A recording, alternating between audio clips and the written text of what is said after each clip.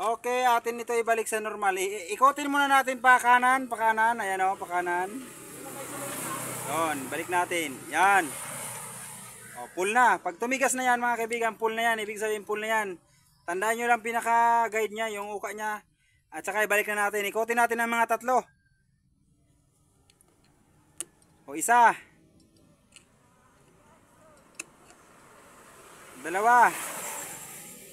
Mga tatlo lang mga kaibigan. Tapos, babasihan natin sa andar niya. Sige pa dyan. Ating reach o pag-timing ng ating spark plug ay maging ganito lang kutsilyo. Ganyan lang ganyan.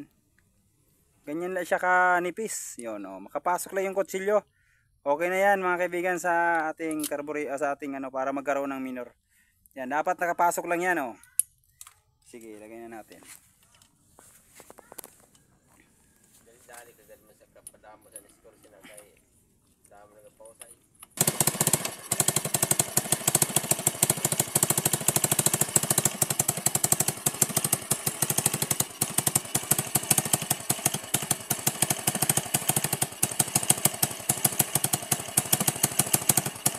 Okay, maraming salamat mga kaibigan. Ganyan na.